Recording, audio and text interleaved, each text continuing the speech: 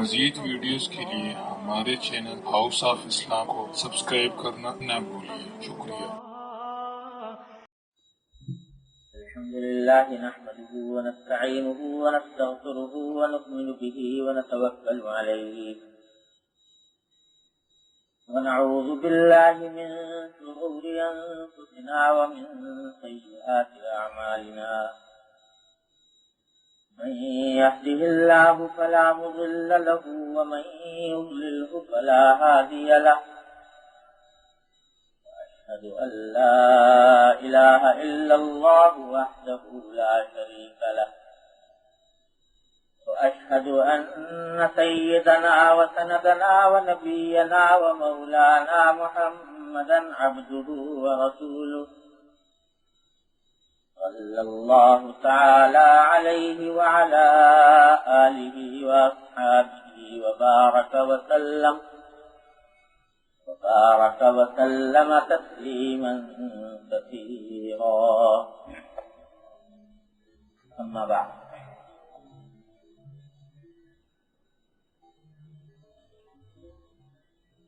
وعن عمرو بن الأحوص الجشمي رضي الله تعالى عنه أنه سمع النبي صلى الله عليه وسلم في حجة الوداع يقول بعد أن حمد الله تعالى وأثنى عليه وذكر وبعض ثم قال ألا واستوصوا بالنساء خيرا فإنما هن حبان عندكم ليس تملكون منهن شيئا غير ذلك إلا أن يأتين بفاحشة مبينة فإن فعلن فاهجروهن في المضاجع واضربوهن ضربا غير مبرح فإن أطعنكم فلا تبغوا عليهن سبيلا ألا إن لكم على نسائكم حقا ولنسائكم عليكم حقا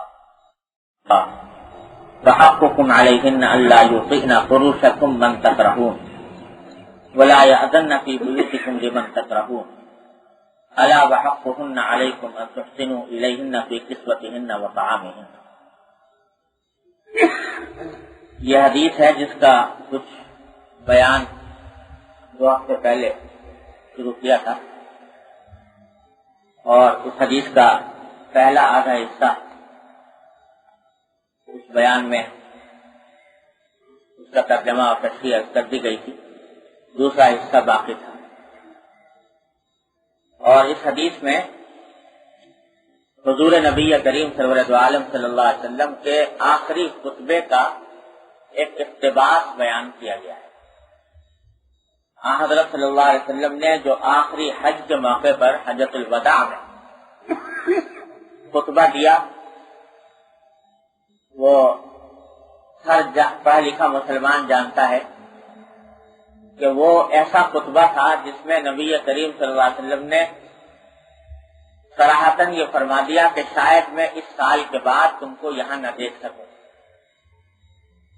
لہذا اس میں آپ نے چن چن کر وہ باتیں بیان فرمائی جن میں امت کے پھسلنے کا یا گمراہ ہونے کا اندیشہ تھا، تاکہ قیامت تک امت کے لیے ایک دستور العمل اور ایک لائے عمل سامنے آ جائے، اور اس کی گمراہی کے جتنے راستے ہیں وہ اس خطبے کے اندر آپ نے بند کرنے کی کوشش کروائی.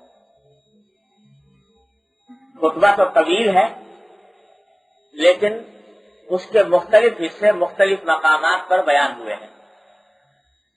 تو یہ حصہ بھی اسی خطبے کا ہے، اور اس میں مرد اور عورت کے باہمی حقوق کا بیان فرمایا گیا ہے.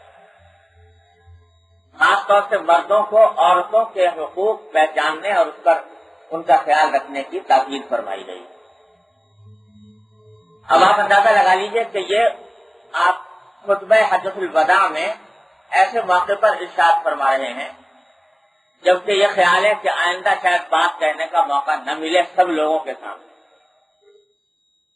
تو جن چیزوں کا انتخاب فرمایا جاتے جاتے بیان کرنے کے لیے، جن کی اہمیت آپ نے محسوس فرمائی کہ یہ امت کو ہر حال میں اس باتوں کا خیال رکھنا چاہیے، ان میں مرد و عورت کے باہمی حقوق بھی داخل ہیں اور اس کے بارے میں یہ حدیث آپ نے ارشاد فرمائی۔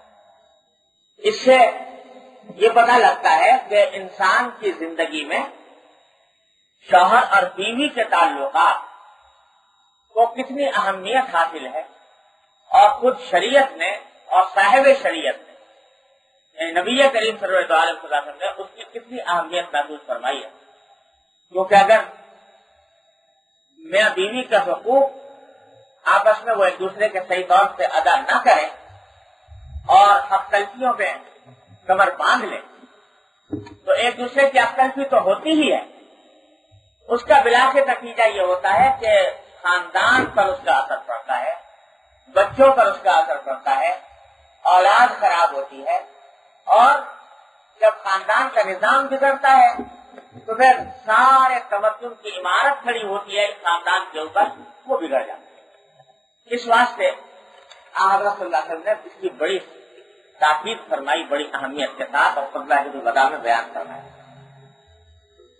تو اس کا پہلا حصہ تو میں اس جمعہ میں بیان کر چکا ہوں، تبرکاً دوبارہ ترجمہ کر دیتا ہوں کہ حضرت صلی اللہ علیہ وسلم نے ارشاد فرمایا کہ الا واستوصوا بالنساء خیرا، عورتوں کے بارے میں تم کو بھلائی کی نصیحت کرتا ہوں، اس نصیحت کو قبول کرو، تو ان کے ساتھ اچھا معاملہ کرو، حسن سلوک کرو، اور ان کے ساتھ بدسلوکی نہ کرو۔ فإنما ہن عوان عندکم، کیونکہ وہ تمہارے پاس مقید ہیں، مقید رہتی ہیں۔ یعنی اشارہ اس بات کی طرف فرما دیا کہ جو بیوی تمہارے گھر میں آئی تو اس نے اپنے سارے اعزاء کو، رشتے داروں کو، ماں باپ کو، بہن بھائیوں کو خیربان کہہ کر تمہارے گھر میں آ کر پڑ گئی، اور تمہارے گھر میں اس نے تمہارے گھر کو اپنا گھر بنا لیا۔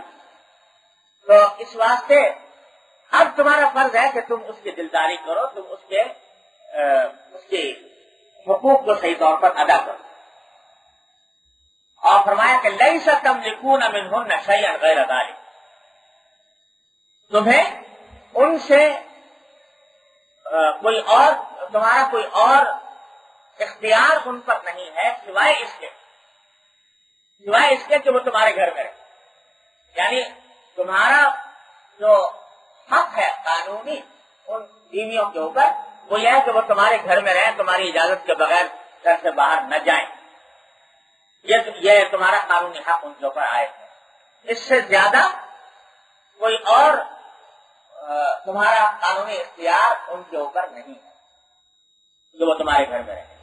اس کی تفصیل میں گزشتہ جمعہ کے پہلے والے جمعہ میں عرض کر چکا ہوں، اس کے جو متعلق فقہی احکام تھے، جن میں نے ایک بات یہ بھی عرض کی تھی کہ اس تفصیل کے ساتھ بتائی تھی کہ بیوی کے ذمے شوہر کا یا اس کی اولاد کا یعنی کھانا پکانا بھی اس کے ذمے شرعاً عام حالات میں واجب نہیں ہے۔ اس کی سعادت ہے، خوش نصیبی ہے کہ وہ یہ کام کرے، اس کو کے لیے باعث اجر ہے، باعث سعادت ہے، لیکن قانوناً واجب نہیں اس کے ذمے، الا یہ کہ خاص حالات ہو جس کی تفصیل گزشتہ جمعہ میں آپ کر چکا۔ اسی کا ایک حصہ مختصراً یہ بھی سمجھ لیجیے جس میں بڑی کوتاہیاں اور افراد و تفریط ہوتی ہے، وہ یہ کہ جب یہ حال ہے کہ نبی کریم صلی اللہ علیہ وسلم یہ فرما رہے ہیں کہ اس کے سوا تمہیں اور کوئی قانونی اختیار نہیں ہے، تو جب شوہر کا کھانا پکانا، اولاد کا کھانا پکانا بھی واجب نہیں اس کے ذمہ، تو شوہر کے جو ماں باپ ہیں یا شوہر کی جو بہن بھائی ہیں ان کا کھانا پکانا اور ان کی خدمت کرنا تو بطریقہ اولا واجب ہے۔ ہمارے ہاں دستور یہ چل پڑا کہ جب کسی بیٹے کی شادی ہوئی تو اس بیٹے کے ماں باپ یوں سمجھتے ہیں کہ بیٹے کا حق بعد میں، ہمارا حق پہلے، کہ یہ بہو ہماری خدمت کرے تو یہ حق مقدم ہے، بیٹے کی کرے یا نہ کرے، یہاں تک کہ اس کے نتیجے میں ساس بہو اور نندوں کے جھگڑے کھڑے ہوتے اور جھگڑوں کے نتیجے میں جو کچھ ہو رہا ہے وہ آپ کے سامنے. خوب سمجھ لیجیے کہ لڑکے کے ذمہ واجب ہے کہ وہ اپنے والدین کی خدمت کرے. اگر والدین کو خدمت کی ضرورت ہے تو لڑکے کے ذمہ واجب ہے کہ خدمت کرے. اور اس لڑکے کی بیوی کی سعادت مندی ہے کہ وہ اپنے شوہر کی والدین کی خدمت بھی انجام دے خوش دلی سے. اس کو اپنی سعادت سمجھے، باعث اجر سمجھ کر یہ کام کرے. لیکن لڑکے کو یہ حق نہیں پہنچتا کہ وہ اپنی بیوی کو مجبور کرے جبکہ وہ خوش دلی سے اس کے اوپر آمادہ نہ ہو، اس پر مجبور کرے کہ تم میرے والدین کی خدمت کرو. نہ والدین کے لیے یہ جائز ہے کہ وہ اپنی بہو کو مجبور کریں اس بات پر کہ وہ ہماری خدمت کرے. اور یہ حقوق کو ان حقوق کو نہ سمجھنے کا نتیجہ یہ ہے کہ گھروں کے گھر برباد ہو. ساس بہوؤں کی لڑائیاں اور باوا نندوں کی لڑائیوں نے گھر کے گھر اجاڑ دی. وہ اس وجہ سے کہ حقوق کا معیار، ان کے حدود جو نبی کریم صلی اللہ علیہ وسلم نے بیان فرمائی وہ ذہن میں تو بات خوب سمجھ لیجیے. واجب نہیں ہے، ہاں سعادت مندی ہے.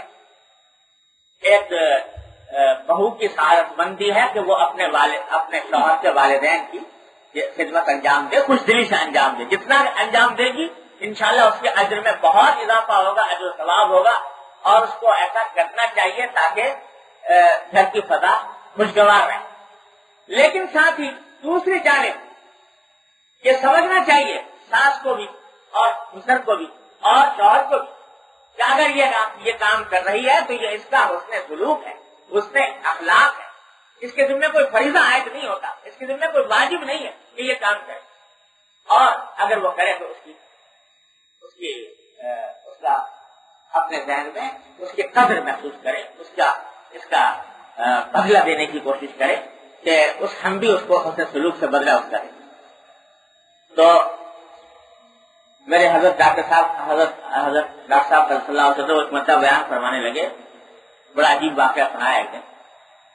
فرمانے لگے کہ مجھے ایک میرے متعلقین میں ایک صاحب تھے اور وہ اور ان کی بیوی دونوں میرے پاس آیا کرتے تھے مجلس کے اندر، اور کچھ اصلاحی تعلق بھی شاید قائم کیا ہوا.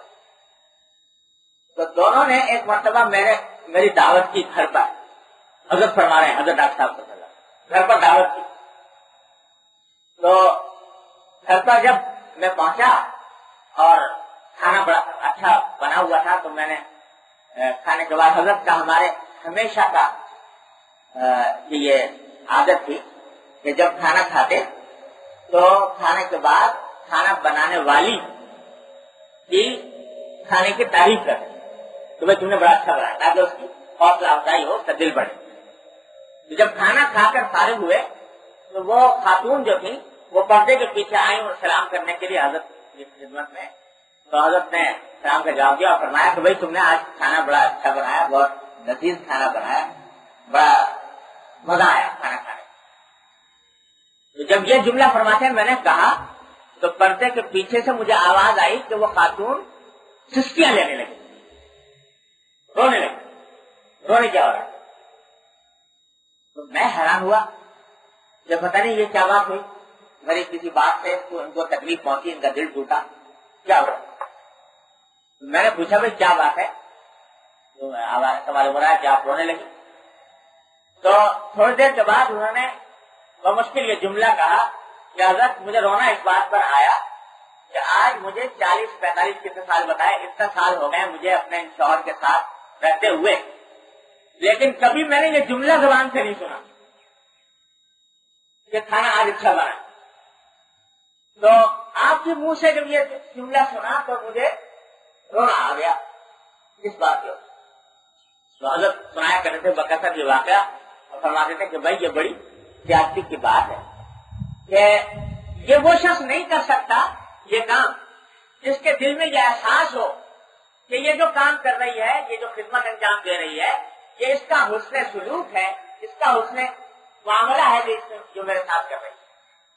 جو آپ کی نوکری سمجھتا ہو بالکل اپنا خادم سمجھتا ہوں کہ میری خادمہ ہے، اس واسطے اس کو یہ کام انجام دینا ہے، اس کا فرض ہے، زیادہ اگر اچھا بھی بنا لیا تو اس کو تعریف کرنے کی کیا ضرورت ہے۔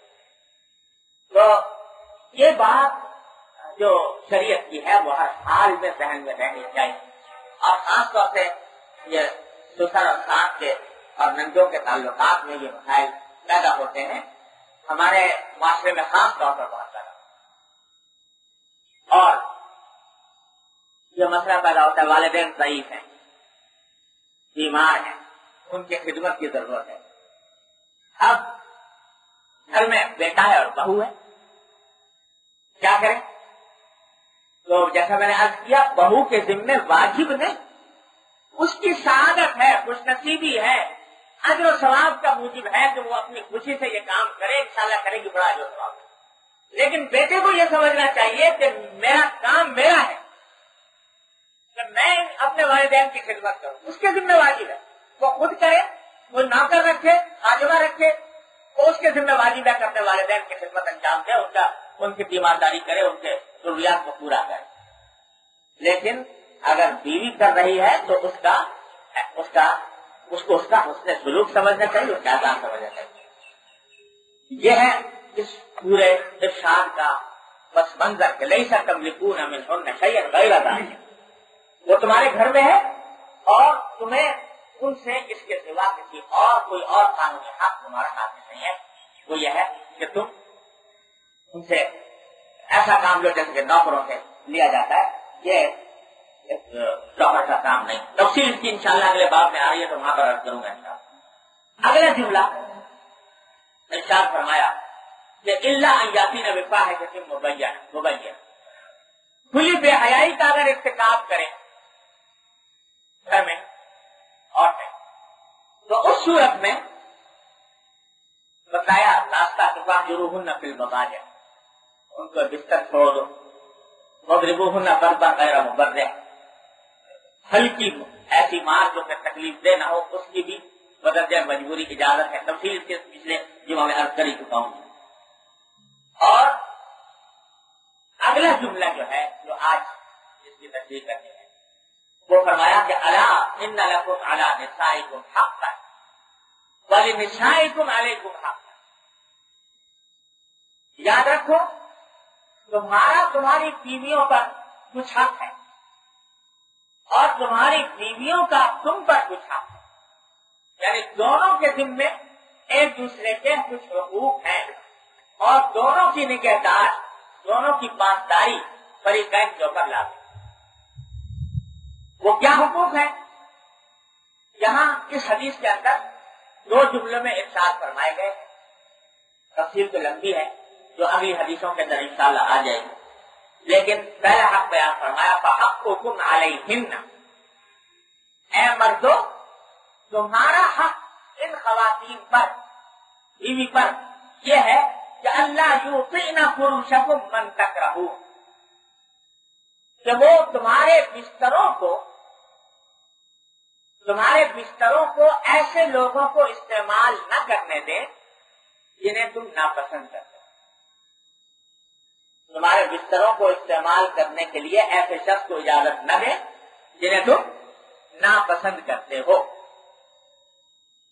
اور ولا یأذن فی بیوتکم لمن تکرہون، تمہارے گھروں میں ایسے لوگوں کو آنے نہ دیں، اجازت نہ دیں آنے کی جن کو تم ناپسند، جن کا آنا تم ناپسند کرتے ہو۔ دو جملے ارشاد فرمائے، ایک یہ کہ گھروں میں ایسے شخص کو آنے نہ دیں جن کو شوہر ناپسند کرتا، بیوی کے ذمہ یہ فرض ہے کہ وہ گھر کے اندر کسی ایسے شخص کو آنے نہ دے جس کا آنے کو شوہر ناپسند کرتا ہو۔ یہاں تک کہ میں نے عرض کر دیا تھا پچھلے بیان میں کہ اگر شوہر ناپسند کرتا ہو تو اس صورت میں اپنے عزیزوں کو آنے کی اجازت دینا بھی جائز نہیں، گھر میں اپنے عزیزوں کو آنے کی اجازت دینا بھی جائز نہیں، یہاں تک کہ والدین کے بارے میں بھی یہ کہا گیا ہے کہ ہفتے میں ایک بار وہ آ کر صورت دیکھ جائیں، اس کی تو ہے، یہ تو ہے ضروری لازمی اس کو تو شوہر منع نہیں کرتا، لیکن اس سے زائد رہنا اور ٹھہرنا یہ اگر شوہر پسند نہیں کرتا تو شرعاً بیوی کے لیے جائز نہیں ہے تو ان کو اجازت ہے۔ یہ کسی کو بھی عام لفظ استعمال کرنا ہے، جن کو تم ناپسند کرتے ہو ان کو آنے کی اجازت ہے۔ دوسرا جملہ یہ ارشاد فرمایا کہ تمہارے بستروں کو استعمال کرنے کی اجازت نہ دے ایسے لوگوں کو جنہیں تم ناپسند کرتے ہو، یعنی اس میں سبھی باتیں داخل ہو گئی، بستر پر بیٹھنا، بستر پر لیٹنا، بستر پر سونا، اور یہ سارے کام اس کے اندر داخل ہو۔ بستر پر بیٹھنے کی بھی اجازت کرے ایسے لوگوں کو کہ جنہیں تم ناپسند کرتے ہو۔ واقعہ یاد آ گیا حضرت ام حبیبہ رضی اللہ تعالیٰ عنہ، حضرت ام حبیبہ رضی اللہ تعالیٰ عنہ ام المومنین نبی کریم صلی اللہ علیہ وسلم کی زوجہ مطہرہ۔ اللہ ان حضرات کے ہر واقعے کے اندر نور ہے ہزار صحابہ کرام کے واقعات میں۔ یہ حضرت ام حبیبہ رضی اللہ تعالیٰ عنہ امہات المومنین میں سے ہیں، ازواج مطہرات میں سے ہیں، اور یہ بیٹی ہے ابو سفیان کی، جو ساری عمر جنہوں نے حضور اقدس صلی اللہ علیہ وسلم کی مخالفت کی، آخر میں جا کر فتح مکہ میں مسلمان ہوئے، صحابی ہو گئے رضی اللہ تعالیٰ اور کہتے ہیں۔ لیکن اس سے پہلے ساری عمر یعنی تقریباً یوں سمجھیے کہ 21 سال، تقریباً 21 سال حضور اقدس صلی اللہ علیہ وسلم کی مخالفت میں گزارے، جنگیں لڑی حضور اقدس صلی اللہ علیہ وسلم کے خلاف، مکہ مکرمہ کے سرداروں میں سے تھے، اور یہ خدا کی قدرت، اللہ تبارک و تعالیٰ کی قدرت کاملہ کا کرشمہ تھا کہ اتنا بڑا سردار کافروں کا، ان کی بیٹی اور داماد یعنی حضرت ام حبیبہ اور ان کے جو شوہر تھے یہ دونوں مسلمان ہو گئے گھر میں۔ باپ لگا ہوا ہے اسلام کے ساتھ، مسلمانوں کے ساتھ عداوت ہے، اور بیٹی اور داماد دونوں مسلمان ہو گئے۔ ابو سفیان جیسے سردار کے گھر میں بیٹی اور داماد مسلمان ہو جائیں، ابو سفیان کے کلیجے پر چھری چلتی تھی، تو اس واسطے ان کے لیے قابل برداشت نہیں تھا، وہ ان کو تکلیفیں پہنچانے کے در پہ رہتے تھے بیٹی اور داماد۔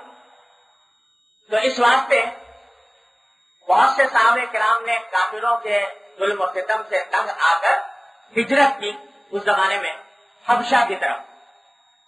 تو ان حبشہ کی طرف ہجرت کرنے والوں میں یہ حضرت ام حبیبہ بھی تھی، اور ان کے شوہر جو مسلمان ہو گئے تھے وہ بھی تھے، دونوں ہجرت کر کے حبشہ چلے گئے، وہاں جا کر رہے۔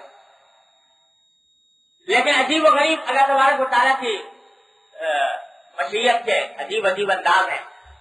جب حضرت ام حبیبہ اپنے شوہر کے ساتھ وہاں پہنچی حبشہ میں، کچھ دن گزرے تھے کہ کچھ دن گزرنے کے بعد ایک دن خواب میں دیکھا کہ میرے شوہر جو ہیں ان کی صورت بدل گئی۔ شوہر کو دیکھا کہ صورت بالکل برق ہو گئی۔ جب یہ بیدار ہوئی تو بڑا ان کو تشویش ہوئی اور اندیشہ ہوا کہ کہیں ایسا تو نہیں ہے کہ یہ میرے شوہر کہیں ان کے دین اور ایمان پر میں کوئی خلل آ جائے۔ کچھ دنوں کے بعد کچھ دن گزرے تھے تو جو خواب دیکھا تھا اس کی تعبیر سامنے آ گئی۔ ان کے شوہر ایک عیسائی کے پاس جایا کرتے تھے، وہاں رہنے کے نتیجے میں، ان کے ساتھ رہنے کے نتیجے میں اللہ تعالیٰ محفوظ رکھے، دل سے ایمان نکل گیا اور عیسائی ہو گئے، عیسائی مذہب قبول۔ اب حضرت ام حبیبہ رضی اللہ عنہا کے اوپر تو بجلی گر گئی، ماں باپ کو چھوڑا، وطن کو چھوڑا، اس اسلام کی خاطر وطن کو چھوڑا، سارے گھر والوں کو چھوڑا، آ کر ایک پیارے غربت میں مقیم ہوئے، اور شوہر جو لے دے کر ایک ہمدم دمساز ہو سکتا تھا وہ کافر ہو گئے۔ اب ان کے اوپر قیامت گزر گئی۔ اسی حالت میں یہ تھی کہ اس کا شوہر کا اسی حالت میں انتقال ہو۔ اب یہ بالکل تنہا ہے، اب سے کوئی پوچھنے والا نہیں۔ تو خود واقعہ سناتی ہیں حضرت ام حبیبہ رضی اللہ تعالیٰ کہ ایک دن میں اسی بے کسی کے عالم میں، بے بسی کے عالم میں بیٹھی ہوئی تھی گھر میں، تو دروازے پر دستک ہوئی، دیکھا تو ایک کنیز کھڑی ہوئی ہے باہر. پوچھا بھائی کہاں سے آئی؟ تو کنیز نے کہا کہ مجھے حبشہ کے بادشاہ نجاشی نے بھیجا. حبشہ کے بادشاہ نے، اس کو نجاشی کہتے، وہی نجاشی ہے جو حضور اقدس صلی اللہ علیہ وسلم کے اوپر ایمان لے آئے تھے، مسلمان ہو گئے. انہوں نے بھیجا. تو کیسے بھیجا ہے کہ نجاشی نے مجھے اس لیے بھیجا ہے کہ آپ کو حضرت محمد رسول اللہ صلی اللہ علیہ وسلم نے نکاح کا پیغام دیا. کس دیارے ہو تو حضرت صلی اللہ علیہ وسلم نے نکاح کا پیغام بھیجا ہے نجاشی کی مار سے.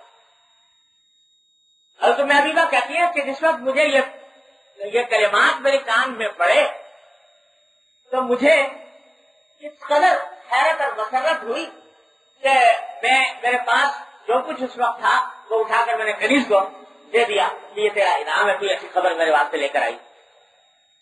تو ہوا یہ تھا کہ حضور اقدس صلی اللہ علیہ وسلم نے نجاشی کو پیغام بھیجا تھا کہ اس طرح حضرت ام حبیبہ کرنا ہے اور ان کو میری طرف سے پیغام دے دو. چنانچہ پیغام دیا گیا اور نجاشی کی معرفت جبکہ حبشہ ہی میں تھی حضرت ام حبیبہ، نجاشی ہی کی معرفت حضرت صلی اللہ علیہ وسلم کا نکاح آپ مدینہ منورہ میں، ام حبیبہ حبشہ میں، اس حالت میں دونوں کا نکاح. اور حضرت صلی اللہ علیہ وسلم نے پھر گزشتے کے بعد ان کو بلوانے کا انتظام فرمایا. لمبا قصہ ہے. بلوایا حضرت ام حبیبہ. تو حضرت ام حبیبہ کہتی ہیں کہ میں اپنی زندگی میں کوئی خبر میرے لیے اتنی مسرت کی خبر نہیں تھی جتنی یہ حضرت صلی اللہ علیہ وسلم کے پیغام سے مجھے مسرت ہوئی. اور یہ جو واقعہ یہ ہے کہ حضرت صلی اللہ علیہ وسلم نے جو متعدد نکاح فرمائے، جو ناحق شناس لوگ ہیں پتہ نہیں کیا کیا باتیں کرتے ہیں، لیکن ہر نکاح کے پیچھے بڑی عظیم الشان حکمتیں. جو ام حبیبہ رضی اللہ تعالیٰ عنہ کشف کرسی کے عالم میں زندگی گزار رہی تھی حبشہ کے اندر، کوئی پوچھنے والا نہیں تھا. حضرت صلی اللہ علیہ وسلم اگر ان کی دلداری نہ فرماتے تو ان کا کیا بنتا؟ آپ نے اس طریقے سے ان سے نکاح فرما کر ان کو مدینہ طیبہ بلایا. اور یہ بھی کرشمہ ہے اور حقیقت معجزہ ہے نبی کریم صلی اللہ علیہ وسلم کا کہ جس وقت نکاح ہو گیا حضرت ام حبیبہ کا حضرت صلی اللہ علیہ وسلم سے، یہ اطلاع پہنچی ابو سفیان. ابو سفیان اس وقت تک حضرت صلی اللہ علیہ وسلم کے دشمن اور کافر تھے. اطلاع پہنچی کہ میری بیٹی کا نکاح حضرت صلی اللہ علیہ وسلم سے ہو گیا.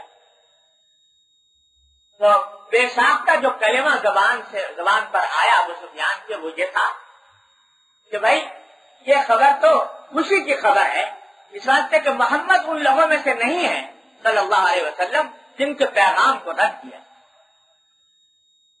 دشمن کے زبان پر بھی یہ کلمہ آیا ہے کہ محمد ان لوگوں میں سے نہیں ہے جن کے پیغام کو رد کیا جائے. لہٰذا یہ تو خوش قسمتی کی بات ہے جو میں حبیبہ وہاں چلی رضی اللہ تعالیٰ. خیر اس طرح نکاح ہوا. اب آپ حضرات جانتے ہیں کہ صلح حدیبیہ کے موقع پر حضرت صلی اللہ علیہ وسلم اور ابو سفیان کے درمیان ایک معاہدہ ہوا جنگ بندی کا، جس کی تفصیلات آپ حضرات جانتے ہیں، سیرت کے اندر تفصیل سے آئی. اس معاہدے کے اندر یہ ہوا کہ سال بھر تک ابو سفیان نے اور کافروں نے اس معاہدے کی پابندی کی، لیکن اس کے بعد معاہدے کی عہد شکنی شروع کر دی.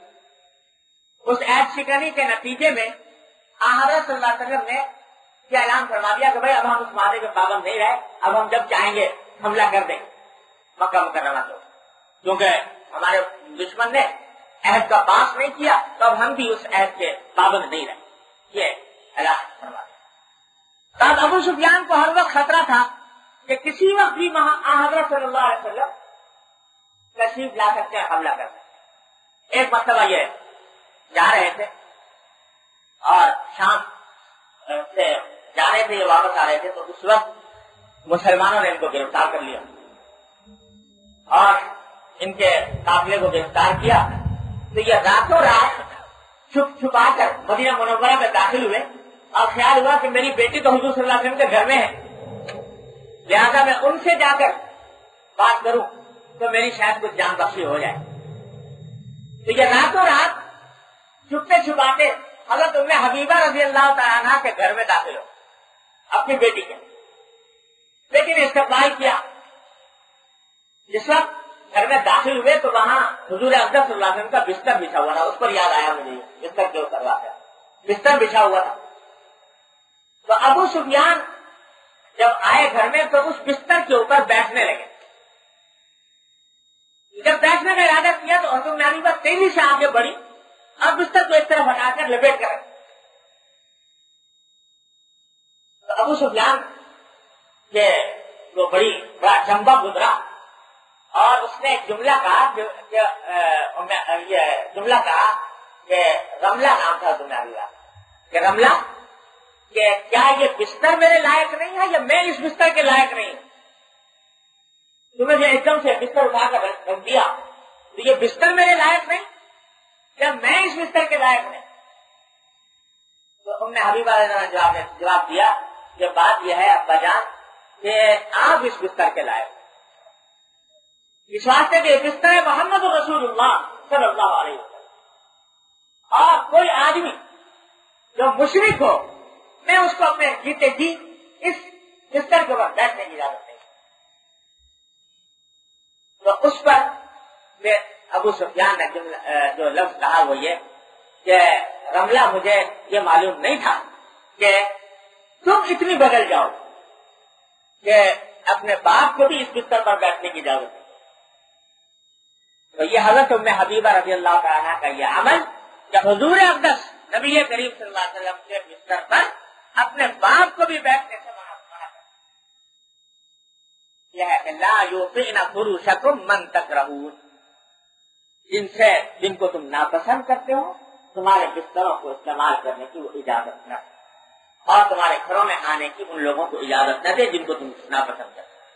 یہ تو فرمایا یہ حق ہے تمہارا ان بیویوں پر، الا وحقهن علیکم ان تحسنوا الیہن فی کسوتہن وطعامہن، اور ان عورتوں کا حق تم پر یہ ہے کہ تم اچھائی کرو، اچھا معاملہ کرو ان کے لباس میں اور ان کے کھانے میں، یعنی ان کا نفقہ اور ان کی ضروریات تمہارے ذمہ واجب ہیں، تم اس میں احسان سے کام کرو، صرف اتنا نہیں کہ جو بہت ہی انتہائی ناگزیر ضرورت ہے وہ پوری کر دی، بلکہ احسان سے کام لو، فراخ دلی سے کشادگی کے ساتھ ان کے لباس اور ان کے کھانے پر خرچ کرو۔ یہ فرمایا کہ ان کا حق تمہارے ذمہ واجب ہے۔ اس میں دو تین باتیں اس سلسلے میں عرض کرنی ہے۔ ہمارے حضرت حکیم الامت حضرت مولانا تھانوی صلی اللہ علیہ وسلم نے جن پر اپنے مواعظ میں جا بجا زور دیا ہے، اور ان کی طرف سے عام طور پر ان باتوں کی طرف سے غفلت پائی جاتی ہے۔ پہلی بات تو یہ کہ ہمارے حضرت فرماتے ہیں کہ نفقے کا ایک حصہ یہ بھی ہے کہ صرف اتنا نہیں کہ کھانے کا انتظام کر دیا اور کپڑے کا انتظام کر دیا، بلکہ کسی نفقے کا حصہ یہ بھی ہے کہ کچھ رقم بطور جیب خرچ کے، وہ علاوہ کھانے اور کپڑے کے کچھ رقم بطور جیب خرچ کے ایسی دی جائے جو وہ آزادی کے ساتھ اپنے خواہش کے مطابق اس کو خرچ کرتے ہیں۔ بعض لوگ کھانے کپڑے کا اہتمام کر دیتے ہیں لیکن اس بات کا اہتمام نہیں کرتے۔ حضرت تھانوی صلی اللہ علیہ وسلم فرماتے ہیں کہ یہ بھی ضروری ہے کہ وہ کچھ رقم، کیونکہ صرف کھانا کپڑا ہو جانا کافی نہیں ہے، بہت سی ضروریات ایسی ہوتی ہیں کہ جن کو کہتے ہوئے بھی انسان کا شرماتا ہے یا اس کے دل میں کوئی اس کے کہتے ہوئے الجھن محسوس ہوتی ہے، تو کچھ رقم اس کے پاس ایسی ہونی چاہیے کہ جو یہ خرچ کے طور پر ہو اور اس میں وہ کسی کی محتاج نہ۔ تو یہ بھی نصیحت کا حصہ ہے. حضرت خان رضی اللہ عنہ صدر نے متعدد مواعظ میں اس پر زور دیا ہے کہ لوگ جو ایسا نہیں کرتے وہ اچھا نہیں کرتے. دوسری بات یہ کہ یہ فرمایا گیا کہ کھانے اور کپڑے میں اچھا سلوک کرو. یعنی صرف یہ نہیں ہے کہ قوت لا یموت، یعنی اتنا کھانا دے دیا کہ جس سے موت نہ آئے، یہ نہیں، بلکہ احسان کے معنی یہ ہے کہ اپنے معیار کے مطابق، اپنے معیار آمدنی کے مطابق انسان فراخی کے ساتھ اور کشادگی کے ساتھ وہ اپنے گھر کا خرچہ. اس میں بھی ایک بات جو حضرت جس میں اکثر لوگوں کے دلوں میں خلجان رہتا ہے، وہ بھی حضرت نے بڑی ایسی باتوں میں بڑے بڑے مسائل حل فرما دیے ہیں جو بڑی بڑی کتابوں میں نہیں ملتے. اکثر دلوں میں یہ خلجان رہتا ہے کہ بھئی کہیں ایسا تو نہیں ہے کہ ہم اسراف کر رہے ہوں. ایک طرف ممانعت آئی ہے اسراف سے، فضول خرچی نہ کرو، ضرورت یعنی فضول خرچی نہ کرو، اسراف کی ممانعت ہے. اور دوسری طرف یہ بھی ہے کہ بھائی تنگی نہ کرو اور کشادگی سے کام لو. تو دونوں میں حد فاصل کیسے کھینچے، کون سا خرچہ اسراف میں آتا ہے، کون سا خرچہ اسراف میں نہیں آتا، اس کو سمجھنے کی ضرورت ہے. حضرت فرماتے ہیں، حضرت خان صلی اللہ علیہ وسلم، اور چند الفاظ میں ایسے الفاظ میں بتا دیا کہ آدمی کو یاد رکھنا بھی آسان ہے. گھر کے بارے میں فرمایا کہ ایک آدمی گھر بناتا ہے تو ایک گھر ایسا ہو سکتا ہے کہ وہ قابل رہائش ہو. مطلب یہ کہ ایسا ہے کہ آدمی رہ سکتا ہے، جھوپڑی ڈال دی، چپا ڈال دیا، رات کو اگر سونا چاہے گا سو سکے گا، قابل رہائش ہے. تو خیر یہ تو جائز ہے. دوسرا درجہ ہے کہ رہائش کی ہو اور ساتھ ساتھ آسائش کی. رہائش کا میں آسائش کہ اب مکان پکا ہے اور اس میں اس طرح ہے کہ آرام کے ساتھ انسان رہ سکے. تو یہ آسائش کے لیے اگر کوئی کام کیا جائے گھر میں تو یہ بھی کوئی منع نہیں ہے اسراف میں داخل. ایک شخص ہے وہ ایسے گھر میں رہتا ہے کہ جو جھوپڑا ہے اس کے اندر اس کو کوئی تکلیف نہیں ہوتی، لیکن دوسرا شخص ہے اس کو اس میں رہنے میں تکلیف معلوم ہوتی ہے. پکا مکان اس کو چاہیے، پکے مکان کے اندر اس کو پنکھا چاہیے، بجلی چاہیے. ایک آدمی ہے بغیر بجلی کے بھی گزارا کر سکتا ہے. لیکن اگر کوئی شخص بجلی اس لیے لگاتا ہے، پنکھا اس لیے لگاتا ہے کہ اس کو آرام حاصل ہو، تو یہ اسراف میں داخل نہیں. اسی طریقے سے تیسرا درجہ یہ ہے کہ آسائش بھی ہو، آسائش کے بعد آرائش بھی. یعنی ایسا مکان ہے، اس کا مکہ بنا ہوا ہے، چھتری ہے مکمل، پلاسٹر بھی لگا ہوا ہے، سب کچھ ہے، بجلی ہے، پنکھا ہے، سب کچھ ہے، لیکن یہ کہ اس پر رنگ روغن نہیں. تو راحت دائر اس طرح بھی ہو سکتی ہے، لیکن رنگ روغن کے ساتھ جو بغیر آرائش نہیں ہوتی. تو آرائش کے لیے اگر کوئی کام کیا جائے وہ بھی جائز شریعت. تو رہائش جائز، آسائش جائز اور آرائش جائز. آرائش کا معنی ہے کہ اپنے دل کو خوش کرنے کے لیے اگر انسان کوئی ایسا کام کر لے کہ جو دیکھنے میں اچھا معلوم ہو، کہ بھائی میں جب داخل ہوں گھر میں تو مجھے اچھا لگے، مجھے خوش منظر معلوم ہو، تو یہ اس میں بھی کوئی بلا کر یہ بھی جائز.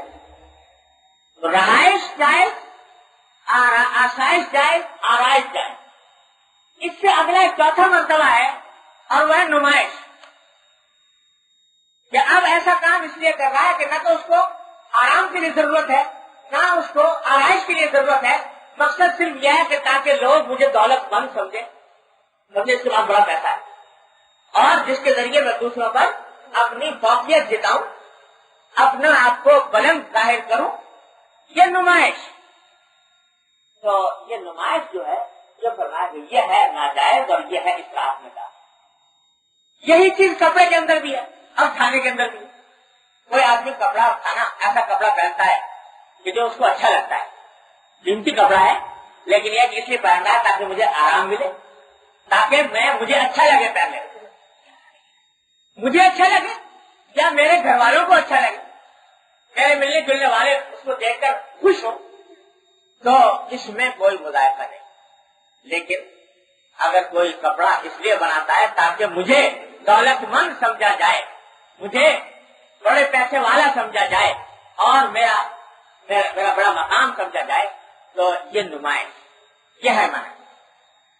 تو اس لیے اسراف کے بارے میں حضرت نے یہ بالکل واضح حد فاصل کھینچ دی کہ اگر کوئی خرچہ کیا جا رہا ہے ضرورت پوری کرنے کے لیے یا آسائش حاصل کرنے کے لیے یا اپنے دل کو خوش کرنے کی خاطر آرائش کے لیے وہ خرچہ کیا جا رہا ہے، وہ اسراف میں داخل نہیں۔ میں ایک مرتبہ جا رہا تھا، ایک گرمی کا موسم تھا، تو میں نے ایک دوسرے شہر میں تھا، تو میں نے کسی سے کہا کہ بھائی وہ ٹکٹ میرا بک کرا دو ایئر کنڈیشن کوچ میں، اس کے پیسے دے دیے۔ تو وہ دوسرے صاحب جو تھے انہوں نے کہا یہ کہا کہ صاحب یہ تو آپ اسراف کر رہے ہیں، یہ ایئر کنڈیشن کوچ میں سفر کرنا یہ تو اسراف کے اندر داخل ہے، اور یہ کیسے کریں؟ تو آپ بہت سے لوگوں کو یہ خیال ہوتا ہے کہ بھائی اگر ایک درجے سے دوسرے درجے اوپر کے درجے کے اندر اگر سفر کر لیا تو یہ اسراف میں داخل ہو۔ خود سمجھ لیجیے کہ اگر کرنے کا منشا یہ ہے کہ میں اپنی راحت حاصل کرنا چاہتا ہوں، گرمی کا موسم ہے اور گرمی مجھ سے برداشت نہیں ہوتی، اللہ نے پیسے دیے ہیں، اللہ تبارک و تعالیٰ نے اسراف دی ہے، اور میں کسی اعلیٰ درجے کے اندر سفر کر لیتا ہوں، ایئر کنڈیشن استعمال کر لیتا ہوں، یہ کوئی گناہ نہیں۔ ہاں اس لیے کہ تاکہ جب میں سفر کرتا ہوا جاؤں ایئر کنڈیشن کوچ میں تو لوگ سمجھے کہ ہاں یہ بڑا بہت دولت مند آدمی ہے اور اس کی عزت اس واسطے عزت کی جائے، اس بنا کے اوپر اگر کرے تو وہ ہے اسراف اور وہ ہے ناجائز، وہ ہے نمائش کے اندر۔ اسی طرح کپڑے اور کھانے کے اندر۔ تو ان درجات کو مد نظر رکھتے ہوئے تعلق سے کہ نمائش نہ ہو، ان درجات کو مد نظر رکھتے ہوئے فرمایا کہ احسان کرو، یعنی کشادگی کے ساتھ کرو۔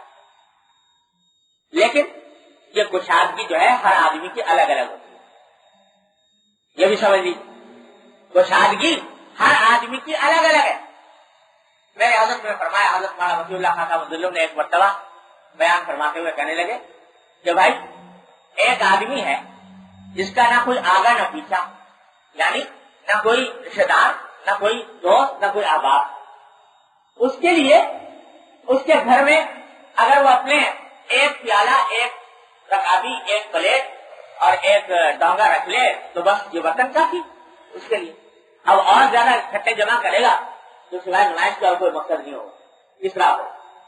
لیکن ایک آدمی ہے جس کے گھر میں مہمان آتے ہیں، جس کے تعلقات ہیں، جس کے اعزاء ہیں، جس کے اقارب ہیں، تو اس کے لیے اس کی ضرورت کا معیار اور اس کی کشادگی کا معیار اور تو میرے حضرت نے فرمایا کہ وہ آدمی اگر بعض اوقات ایسا بھی ہو سکتا ہے کہ ایک آدمی کے گھر میں اگر 100 سیٹ بھی ہو برتنوں کے تو ان میں سے ایک بھی اسراف میں داخل نہیں ہو، اس واسطے کہ سب ضرورت ہے، سب اس کی ضروریات میں داخل ہے، مہمان آتے ہیں ان کے اکرام کرنے کی ضرورت ہوتی ہے۔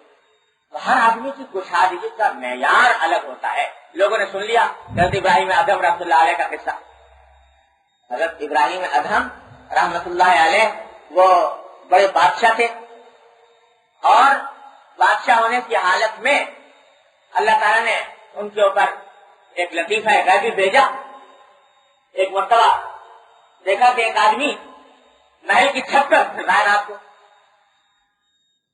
تو اب انہوں نے پوچھا اس کو پکڑا کہ بھائی رات کو 2 بجے کو کیا کر رہا ہے یہاں محل کی چھت؟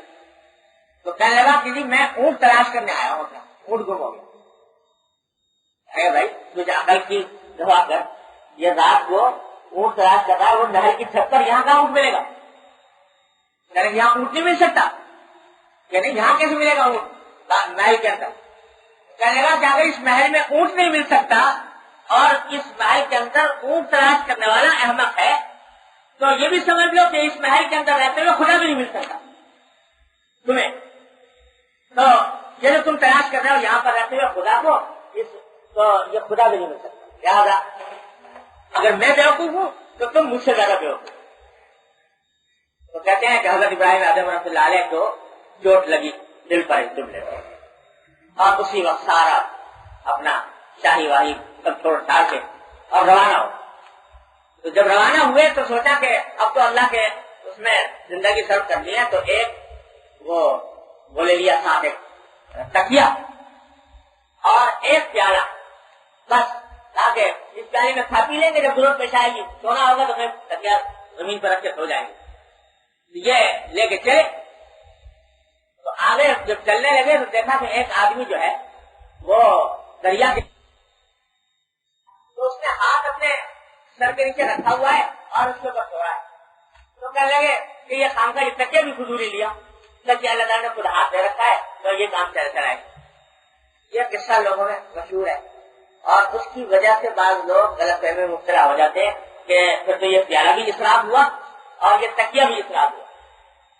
تو خوب سمجھ لیجیے, حضرت ہمارے اللہ تعالیٰ درجات بلند فرمائے, حضرت حکیم علومت مولانا ثانوی رحمۃ اللہ علیہ وسلم کہ دودھ کا دودھ پانی کا پانی نکھار کر چلے. فرمایا کہ اس پر قیاس نہ کرو اپنے حالات. ایک تو یہ کہ وہ جو کیفیت حضرت ابراہیم اعظم اللہ تعالیٰ پر طاری ہوئی وہ ایک غلبہ حال کی کیفیت, وہ قابل تقلید کیفیت نہیں.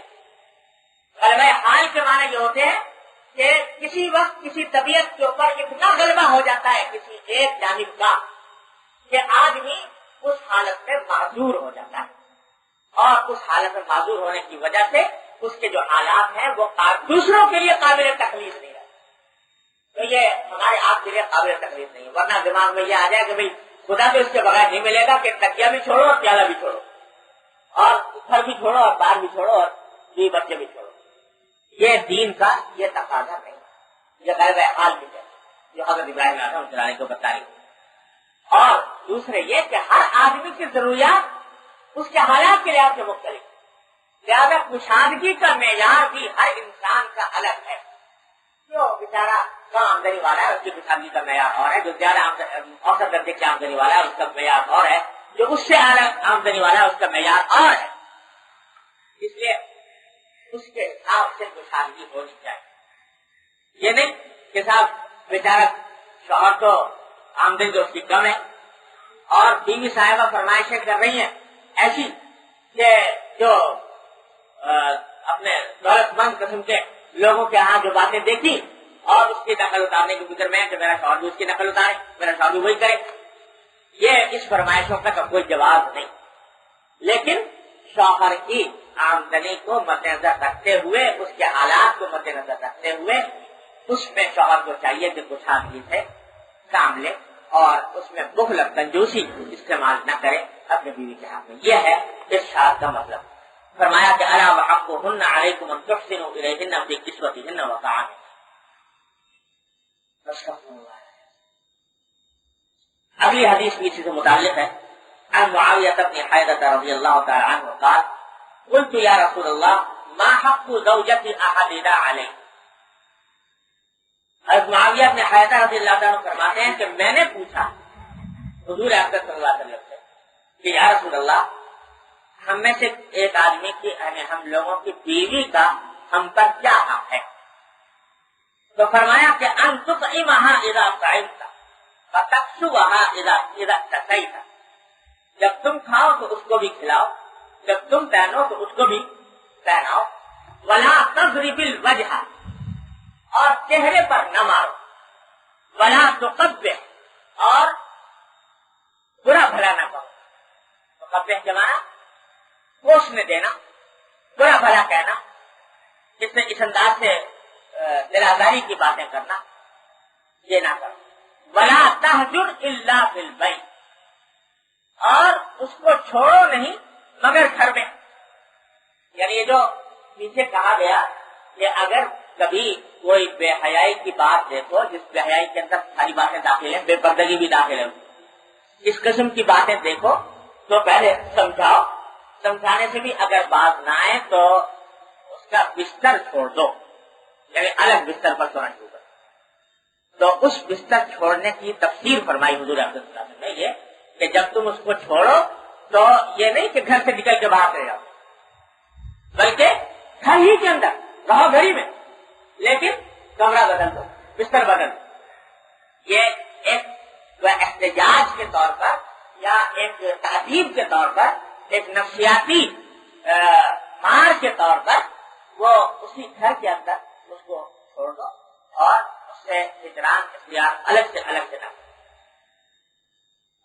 دوسری بات یہ کہ بعض علماء نے اس کے معنی یہ بھی بیان فرمائے ہیں کہ ایسے موقع پر اگرچہ بستر تو الگ کر دو لیکن بات چیت کرنا بالکل لیا ترک نہ کرو۔ بعض علماء نے اس حدیث کی تشریح کیوں کی؟ بات چیت کرنا بالکل لیا ترک نہ کرو۔ ایسی یعنی ہجران اس قسم کا نہ ہو کہ سلام کا جواب بھی نہیں دیا جا رہا، سلام بھی نہیں کیا جا رہا، سلام کا جواب بھی نہیں دیا جا رہا، کوئی بات کرنا چاہتے ہیں تو بات کا جواب بھی نہیں دیتے، یہ ایسا خاموش رہنا یا اس طرح بالکل چھوڑ دینا یہ جائز نہیں ہے۔ بعض حضرات علماء نے اس حدیث کی جو تشریح فرمائی۔ تو خلاصہ آپ نے یہ بتا دیا کہ ایک نقطے کا حق ہے اس کو ادا کرنا ہے، دوسرا یہ کہ ہاتھ سے یا زبان سے تکلیف نہ پہنچاؤ، اور ہجران یعنی چھوڑنا اگر ہو تو وہ صرف گھر کے اندر ہو اور اس سے باہر۔ یہاں تک کہا ہے اس حدیث کے تحت فقہاء کرام نے کہ مرد کے لیے 4 مہینے سے زائد گھر سے باہر رہنا بغیر بیوی کی اجازت یا خوشدلی کے جائز، 4 ماہ سے زیادہ۔ حضرت فاروق اعظم رضی اللہ تعالیٰ عنہ نے اپنے تمام قلمروں میں یہ حکم جاری فرما دیا تھا کہ جو فوجی اپنے گھر سے باہر رہتے ہیں، جو مجاہدین، وہ مجاہدین 4 مہینے سے زیادہ گھر سے باہر کریں، 4 مہینے کے اندر ضرور ایک مرتبہ گھر پر واپس آئیں۔ اور اسی وجہ سے حضرات فقہاء کرام نے فرمایا کہ اگر کسی کو لمبا سفر درپیش ہو 4 مہینے سے زیادہ، 4 مہینے کے اندر تو جا سکتا ہے بغیر اجازت کے بھی، لیکن 4 مہینے سے زیادہ جانے میں اجازت ضروری ہے، چاہے وہ سفر کتنا ہی بابرکت کیوں نہ ہو۔ حج کا سفر ہے، حج کا سفر اگر 4 مہینے سے کم میں حج کے اندر آ سکتا ہے پھر اجازت کی ضرورت ہے، لیکن اگر زیادہ رہنا ہے نفلی طور پر تو پھر اجازت لینے کی ضرورت ہے۔ تبلیغ کا سفر، دعوت کا سفر، جہاد کا سفر، یا اور جب ان میں یہ ضروری ہے کہ 4 مہینے سے زیادہ بغیر اجازت کے نہیں رہ سکتے، تو پھر یہ جو ملازمت کرنے کے لیے جاتے ہیں پیسہ کمانے کی خاطر، تو اس میں تو طریقہ ہے اعلیٰ کہ اجازت کے ساتھ رہیں، تو بغیر جانا جائیں گے تو یہ بیوی کی حق تلفی ہوگی، ناجائز ہوگا، گناہ، یہ سب ہجران کے سزا۔ وعن ابی ہریرہ رضی اللہ تعالی عنہ قال قال رسول اللہ صلی اللہ علیہ وسلم اکمل المؤمنین ایمانا احسنهم خلقا وخیارکم خیارکم للنساء۔ حضرت ابو ہریرہ رضی اللہ عنہ فرماتے ہیں کہ رسول کریم صلی اللہ علیہ وسلم نے ارشاد فرمایا کہ تمام مومنوں میں ایمان کے اعتبار سے سب سے زیادہ کامل وہ شخص ہے جو اخلاق کے اعتبار سے ان میں سب سے اچھا، احسنهم خلقا، جتنا زیادہ خوش اخلاق ہوگا اتنا ہی کامل ایمان والا ہوگا۔ کامل ایمان کا تقاضا یہ ہے کہ انسان دوسروں کے ساتھ اس نے اخلاق کا معاملہ کرے۔ وَخِيَارُكُمْ خِيَارُكُمْ لِلنِّسَاءِ، اور تم میں بہترین لوگ وہ ہیں جو اپنی بیویوں کے لیے، اپنی عورتوں کے لیے بہتر ہو، ان کے ساتھ اچھا سلوک کرنے والے ہیں، وہ سب میں بہتر ہے۔ دو جملے ارشاد فرمائے، ایک یہ کہ ایمان کے کمال کا تقاضا یہ ہے، سب سے کامل مومن وہ ہے جس کے اخلاق اچھے ہوں۔ اب آج کل ہر چیز کے معنی بدل گئے، ہر چیز کا مفہوم الٹ گیا۔ ہمارے حضرت مولانا قاری محمد طیب صاحب صلی اللہ علیہ وسلم فرمایا کرتے تھے کہ بھائی اس دور میں ہر چیز الٹی ہو گئی، پہلے زمانے کے مقابلے میں ہر چیز الٹی ہو گئی، یہاں تک جو فرماتے تھے کہ پہلے چراغ تلے اندھیرا ہوا کرتا تھا، چراغ تلے اندھیرا، چراغ جلاؤ تو نیچے اندھیرا رہتا تھا، تو یہ محاورہ مشہور تھا، چراغ تلے اندھیرا۔ تو پہلے چراغ تلے اندھیرا ہوا کرتا، بجلی اوپر اندھیرا ہوتا ہے، اگر بجلی کا بلب لٹک رہا ہو تو اندھیرا اوپر ہوتا ہے۔ تو حضرت فرماتے تھے کہ ہر چیز کی قدریں بدل گئی، ہر چیز کا مفہوم الٹ گیا، ہر چیز بدل گئی، تو اخلاق کا مطلب بھی بدل گیا، اخلاق کا مفہوم بھی پلٹ گیا۔ آج اخلاق جو ہے وہ چند ظاہری حرکات کا نام. مسکرا کر مل لیے, کوئی خاص رسمی الفاظ ہیں وہ زبان سے ادا کر دیے, آپ سے مل کر بڑی خوشی ہوئی اور آپ سے مل کر بڑا اچھا معلوم ہوا, یہ الفاظ رسمی زبان سے ادا کر دیے, مسکرا کر پیش آ گئے. اندر عداوت کی آگ سلگ رہی ہے, اندر نفرت کروٹیں لے رہی ہے, اور زبان سے یہ الفاظ ادا کر دیے, اب چہرے سے پر مسکراہٹ لے آئے. اس کا نام ہو گیا اخلاق. اور اس کے بھی باقاعدہ یہ بھی فن بن گیا کہ اس طرح دوسروں کے ساتھ پیش آیا جائے جس سے دوسرے گرویدہ ہو جائیں.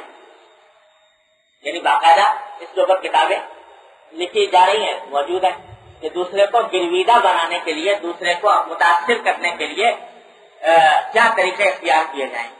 تو سارا مقصد جو ہے وہ کیا ہے کہ دوسرا گرویدہ ہو جائے, دوسرا ہم سے متاثر ہو جائے, دوسرا ہم کو اچھا سمجھنے لگے.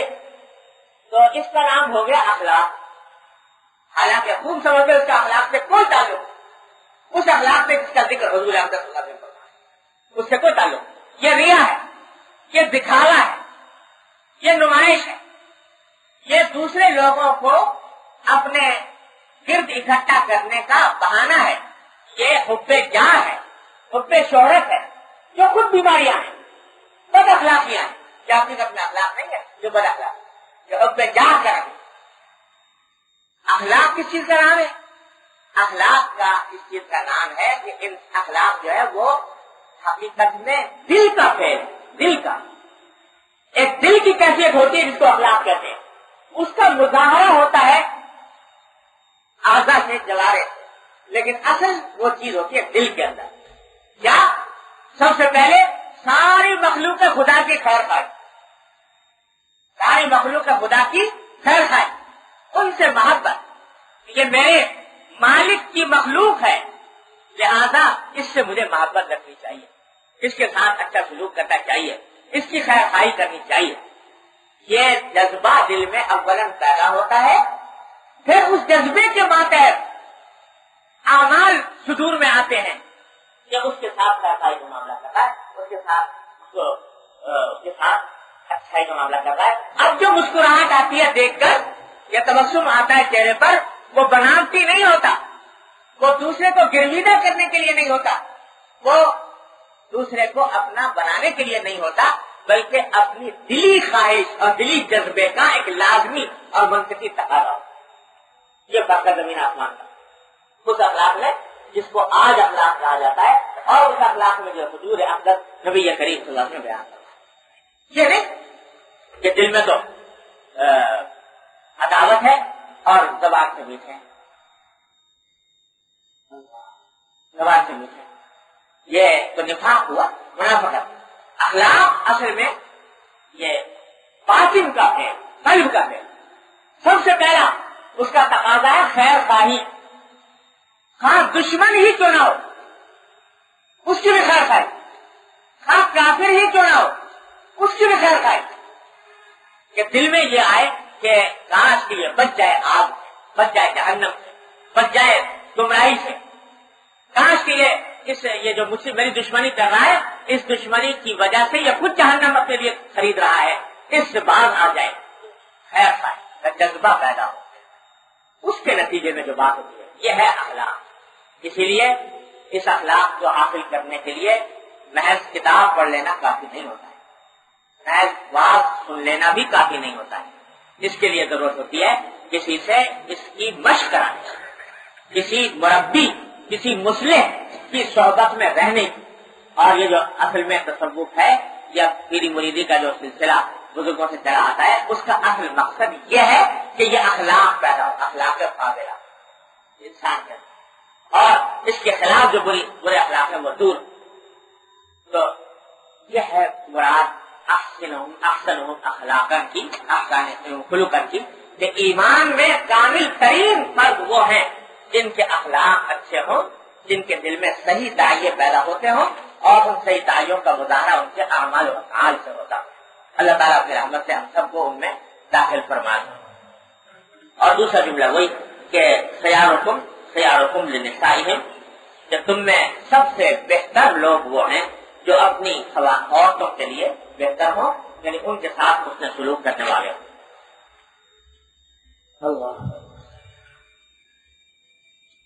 وعن ایاس بن عبد الله بن ابي ذباب رضي الله تعالى عنه قال قال رسول الله صلى الله عليه وسلم لا تضربوا اماء الله۔ یہ حضرت ایاس ابن عبداللہ صحابی ہیں رضی اللہ تعالیٰ عنہ، وہ فرماتے ہیں کہ ایک مرتبہ رسول اللہ صلی اللہ علیہ وسلم نے لوگوں سے خطاب کرتے ہوئے فرمایا کہ لا تضربوا اماء اللہ، اللہ کی بندیوں کو مارو نہیں، یعنی عورتوں کو مارنا اچھی بات نہیں ہے، مت مارا نہ کرو خواتین۔ یہ آپ نے تمام صحابہ کرام سے خطاب کرتے ارشاد فرمایا۔ اور جب حضور اقدس صلی اللہ علیہ وسلم نے روک دیا یہ کام نہ کرو، اور جس نے براہ راست حضور اقدس صلی اللہ علیہ وسلم کی زبان سے سن لیا اس کے لیے وہ کام حرام ہو گیا، حرام قطعی، اب اس کے لیے کسی بھی حالت میں مارنا جائز نہیں۔ یہ بات سمجھ لیجئے کہ ایک تو وہ حدیث ہوتی ہے جو ہم اور آپ سنتے ہیں کتاب میں پڑھ کر کہ وہی سند سے ہم تک پہنچتی ہے حدثنا فلان قال حدثنا فلان قال حدثنا فلان، وہ حدیث کہلاتی ہے ظنی، یعنی وہ ہم تک جو پہنچتی ہے وہ ظنی طریقوں سے پہنچتی ہے، لہذا اگر اس کو پر کوئی شخص عمل کرے تو عمل کرنا اس کے ذمہ واجب ہے، اگر نہیں کرے گا گناہ گار ہوگا۔ اور جو بات صحابہ کرام نے براہ راست سن لی حضور اقدس صلی اللہ علیہ وسلم سے، وہ بات ظنی نہیں، وہ قطعی ہے، لہٰذا اگر اس کی خلاف ورزی کرے تو معاذ اللہ صرف گناہ نہیں ہوتا، کافر ہو جاتا تھا انسان۔ کتنا نازک معاملہ ہے، اس لیے کہ اگر حضور اقدس کے صلی اللہ علیہ وسلم سے جس سے سنے ہوئے ارشاد کا انکار کر دیا کفر ہو، کتنا نازک معاملہ ہے۔ کبھی کبھی ہم لوگوں کو دل میں یہ احمقانہ خیال آتا ہے کہ کاش ہم بھی حضور اقدس صلی اللہ علیہ وسلم کے زمانے میں پیدا ہوئے ہوتے اور حضور اقدس صلی اللہ علیہ وسلم کے زمانے کی برکات حاصل کرتے۔ ارے اللہ تبارک و تعالیٰ کی حکمت ہے کہ وہی اپنی حکمت سے فیصلے فرماتے ہیں کہ اس نے ہمیں اس دور کے اندر پیدا فرمایا، اگر کہیں اس دور میں پیدا ہوتا ہے خدا جانے کس موت اللہ، اس لیے کہ وہاں ایمان کا معاملہ اتنا نازک تھا کہ ذرا سی دیر میں انسان ادھر سے ادھر ہو جاتا۔ وہ تو دیتے ہیں بعد ازر سے قدا کار دیکھ کر، صحابہ کرام رضی اللہ تعالیٰ عنہ کا ضرب تھا کہ حضور اقدس صلی اللہ علیہ وسلم کے اس جلوے کو انہوں نے ہضم بھی فرمایا، اور صحابہ کرام نے حضرت صلی اللہ علیہ وسلم کے ساتھ جانے ساری اور اطاعت کا جو معاملہ فرمایا اس کے ذریعے وہ پہنچے۔ خدا جانے ہم جیسا عافیت پسند، ہم جیسا آرام پسند، ایک پسند آدمی اس دور میں ہوتا تو خدا جانے کیا حاصل بنتا۔ تو اللہ تعالیٰ کی بڑی رحمت ہے کہ اس نے ہمیں اس انجام سے بچایا اور اس دور میں پیدا فرمایا کہ اس میں پھر بھی ہمارے لیے آسانیاں ہیں۔ کہہ دیتے ہیں کہ بھائی یہ حدیث ضمنی ہے، ضمنی ہونے کی وجہ سے اگر کسی نے انکار کر دیا تو کم از کم کافر نہیں ہوگا، گناہ گاری ہوگا۔ تو لیکن وہاں تو معاملہ یہ تھا کہ اگر حضور سے سننے کے بعد کوئی شخص انکار کرتے کہ میں نہیں کرتا فوراً کر اللہ، تو حضور نے جب فرما دیا کہ عورتوں کو نہ مارو تو اب مارنے کا سلسلہ تو بالکل بند ہو گیا۔ صحابہ کرام ایسے تو نہیں تھے جو حضور سے سنے اور پھر بھی کام جاری رکھے، اس لیے بالکل سلسلہ بند۔ اب کچھ دنوں کے بعد کہتے ہیں فجاء عمر رضی اللہ تعالیٰ عنہ الی رسول اللہ صلی اللہ علیہ وسلم، حضرت عمر آئے حضور اقدس صلی اللہ علیہ وسلم کی خدمت میں اور آگر عرض کیا کہ یا رسول اللہ ضربن النساء علی ازواجہن، یا رسول اللہ عورتیں تو بہت شیر ہو گئی شوہروں پر، آپ نے جو یہ کیا مناہی کر دی کہ یہ مار نہیں سکتے تو اس کے نتیجے میں اب کوئی مارتا ہوتا تو ہے نہیں۔ اب صحابہ کرام کا حال تو یہ تھا کہ اگر حضور اقدس صلی اللہ علیہ وسلم کسی بات سے منع فرماتے تو اس کے قریب پھٹکنے سے بھی بھاگ رہتے تھے، تو اس واسطے اب کوئی ڈاکٹر بھی ڈرتا ہے، تو اس واسطے عورتیں شیر ہو گئی ہیں اور وہ شوہروں کی تلفیاں کرنے لگی ہیں اور ان کے ساتھ بدسلوکی کرنے لگی ہیں۔ تو اس لیے اب آپ فرمائیے کہ ویسے میں کیا کرنا چاہیے؟ فرخص فی ضربہن، تو حضرت صلی اللہ علیہ وسلم نے اجازت دے دی کہ بھائی جب کبھی عورتیں ایسا کام کریں جو ان کے حق تلفی کا اور کوئی اور راستہ نہ ہو تو تمہیں مارنے کی بھی اجازت ہے. اصل میں اجازت اس بات ہے, قرآن میں بھی اجازت دی ہوئی ہے, آپ نے بھی دے. اب کیا ہوا کہ کچھ دن گزرے تھے جب آقا بھی آئے رسول اللہ صلی اللہ علیہ وسلم نساء کثیر یشکون ازواجہن. اب کچھ دن کے بعد خواتین بہت سی آنی شروع ہو گئی حضور اقدس صلی اللہ علیہ وسلم کی خدمت میں, اور آ کر انہوں نے عرض کیا کہ رسول اللہ ہمارے شوہروں نے ہمارے ساتھ یہ معاملہ کیا کہ ہمیں اس طرح مارا, آپ نے اجازت دے دی, اس کے نتیجے میں لوگوں نے اس سے ناجائز فائدہ اٹھایا, غلط فائدہ اٹھایا اور ہمیں اس طرح مارا. فقال رسول اللہ صلی اللہ علیہ وسلم, تو آپ نے کھڑے ہو کر فرمایا خطبے میں کہ وَلَقَدْ أَطَافَ بِآلِ بَيْتِ مُحَمَّدٍ نِسَاءٌ كَثِيرٌ يَشْكُونَ أَزْوَاجَهُنَّ لَيْسَ أُولَٰئِكَ بِخِيَارٍ. جو بھائی اپنا نام لے کر فرمایا حضرت نے کہ محمد صلی اللہ علیہ وسلم کے گھر میں چکر لگاتی رہتی ہیں بہت سی خواتین, اور وہ اپنے شوہروں کی شکایت کرتی ہیں کہ وہ شوہر ان کے ساتھ بدسلوکی کرتے ہیں, بری طرح ان کو مارتے ہیں. تو خوب سن لو, لیس اولئک بخیارکم, جو لوگ یہ کام کر رہے ہیں وہ اچھے لوگ نہیں ہیں تم میں, جو لوگ یہ مار پیٹ کر رہے ہیں وہ اچھے لوگ نہیں ہیں تم میں. اور ایک اچھے مومن کا, مسلمان کا یہ کام نہیں ہے کہ وہ مار پیٹ کرے, اگرچہ بعض مخصوص حالات میں اجازت ہو, لیکن ایک مومن کا, اچھے مومن کا کام ہے.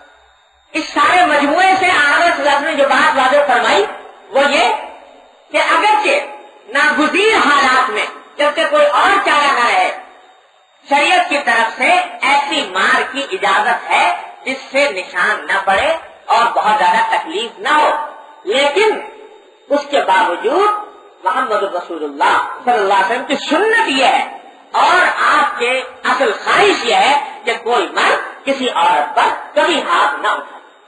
چنانچہ حضرات امہات المومنین فرماتی ہیں رضی اللہ تعالیٰ عنہا کہ حضرت صلی اللہ علیہ وسلم ساری عمر کبھی کسی عورت پر ہاتھ نہیں اٹھایا, زیادہ سنت کا تقاضا. اس پورے مجموعے سے حضرت نے یہ بات صحابہ کرام پر واضح فرما دی. بہت ہی ناگزیر حالت ہو جائے جس کے سوا کوئی چارہ نہ رہے تو بات دوسری, ورنہ کسی مومن مرد کے لیے یہ مناسب نہیں ہے کہ وہ ہاتھ اٹھائے. آخری حدیث ہے اس باب کی, وعن عبد الله بن عمرو بن العاص رضي الله تعالى عنهما أن رسول الله صلى الله عليه وسلم قال الدنيا متاع وخير متاعها المرأة الصالحة. عجیب حدیث ہے, فرمایا الدنیا متاع, یہ دنیا ساری کی ساری یہ لطف اندوزی کی چیز ہے, یعنی ایسی چیز ہے جس سے انسان نفع اٹھاتا ہے, فائدہ اٹھاتا ہے, لطف اٹھاتا ہے. ساری دنیا اللہ تعالیٰ نے انسان کے لیے پیدا کی ہے, انسان کے لطف اٹھانے کے خلق لکم والذی خلق لکم ما فی الارض جمیعا. اللہ وہ ذات ہے جس نے تمہارے فائدے کے لیے پیدا کیا جو کچھ زمین میں, اس وہ سب تمہارے فائدے, تمہارے نفع اٹھانے کے لیے, تمہارے لطف اٹھانے کے لیے, تمہاری ضرورت پوری کرنے کے لیے. تو ساری دنیا متاع ہے, یعنی فائدہ اٹھانے کی چیز ہے, لطف اٹھانے کی چیز ہے. اور وخیر متاعها المرأة الصالحة, اور دنیا کی بہترین متاع یعنی دنیا کی بہترین ایسی چیز جس سے انسان نفع اٹھائے وہ نیک عورت ہے, نیک صالح عورت ہے, یعنی صالح بیوی.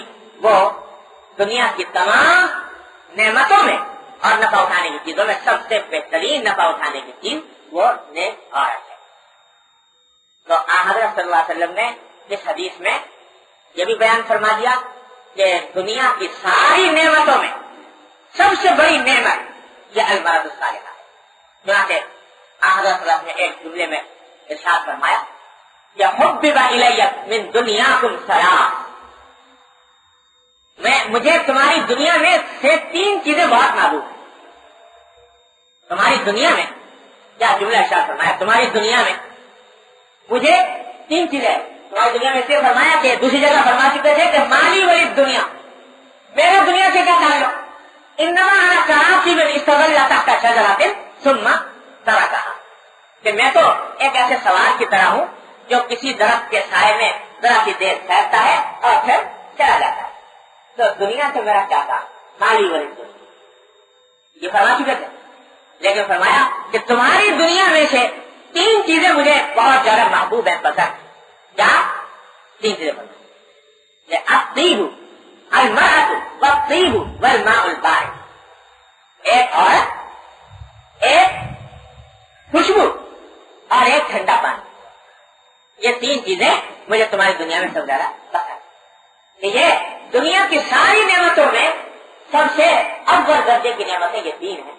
حضور اقدس صلی اللہ علیہ وسلم. تو یہ 3 چیزیں چنانچہ حدیث میں ہے کہ حضرت صلی اللہ علیہ وسلم کے لیے کبھی ثابت نہیں ہے ساری زندگی میں کہ کسی خاص کھانے کا آپ اہتمام فرماتے ہو، کسی خاص چیز کا اہتمام فرماتے ہو کہ دوسرا چیز پکا لو، اہتمام کر کے جو آ گیا کھا لو، اہتمام. لیکن ٹھنڈے پانی کا اہتمام، ٹھنڈے پانی کا یہ اہتمام تھا کہ پانی پینے کے لیے حضور اقدس صلی اللہ علیہ وسلم کے لیے پانی آتا تھا بیر غرض. بیر غرض آج بھی مجھے تیار اس کے کھنڈر موجود ہیں اس کنویں کے. وہ تقریباً 2-2.5 میل ہوگا مسجد نبوی. تو اتنی دور سے پانی حضرت صلی اللہ علیہ وسلم کا آتا تھا، کیونکہ ٹھنڈا ہوتا تھا، میٹھا ہوتا تھا. اور اسی سے آپ نے وصیت فرمائی کہ مجھے انتقال کے بعد اسی کنویں کے پانی سے غسل دیا جائے. تو وہ اس لیے کہ پانی ساری دنیا کی نعمتوں میں یہ ان چند چیزوں میں ٹھنڈا پانی جو حضرت کو پتا. اور ہمارے حضرت حاجی صاحب حضرت امداد اللہ صاحب ماجد مکی رحمۃ اللہ علیہ نے اس کی حکمت بیان فرمائی. ایک مرتبہ حضرت ثانی رحمۃ اللہ علیہ سے کتاب کرتے فرمانے لگے کہ میاں اشرف علی جب کبھی پانی پیو تو خوب ٹھنڈا پیو. کیوں پیو؟ اس واسطے کہ تاکہ رگ رگ سے شکر نکلے. جب ٹھنڈا پانی پیو گے، اور یہ ایک مومن کا کام ہے جب ٹھنڈا پانی پیے گا رگ رگ سے آرام ہوگی تو رگ رگ سے الحمدللہ نکلے گا، شکر نکلے گا. تو حضرت صلی اللہ علیہ وسلم کی کو زیادہ پسند ہونے کا ایک وجہ یہ بھی خالی صاحب نے بیان فرما دی کہ جب آدمی ٹھنڈا پانی پیتا ہے تو بے ساختہ انسان کے زبان سے شکر ادا ہوتا ہے. یہ 3 چیزیں پسند کرتے ہیں. انہیں میں دوسرے لوگوں کے لیے فرمایا کہ ساری دنیا کی متاع میں، ساری دنیا کی نعمتوں میں سب سے اچھی نعمت یہ نیک اور نیک. تو کیوں؟ اس واسطے کہ اگر نیک نہ ہو تو اللہ بچائے تو اس سے پناہ مانگی حضور اقدس صلی اللہ علیہ وسلم. اللہ اعوذ بک من امرأۃ تشیبنی قبل المسیح. میں اس عورت سے پناہ مانگتا ہوں جو مجھے بڑھاپے سے پہلے بوڑھا کر، اور اس عورت سے اور اولاد سے پناہ مانگتا ہوں جو میرے لیے وبال ہو جائے، اللہ بچائے، وہ خطرناک جو صالح نہ.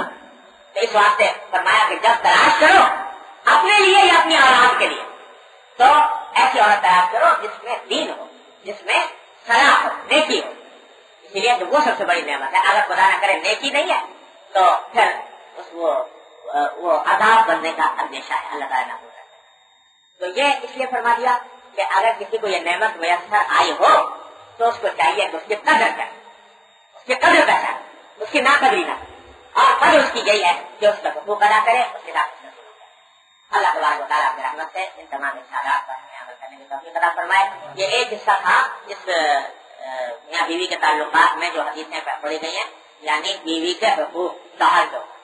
دوسرا حصہ ہے شوہر کے حقوق بیوی کے اوپر، وہ اگلا باب آ رہا ہے، اس میں انشاءاللہ اس کے بارے میں تفصیل آئے گی. اللہ تبارک و تعالیٰ کی رحمت سے ہمیں تمام حقوق شرعیہ کو سمجھنے کی اور ان پر عمل کرنے کی، ان کو ادا کرنے کی توفیق عطا فرمائے. اللہ کو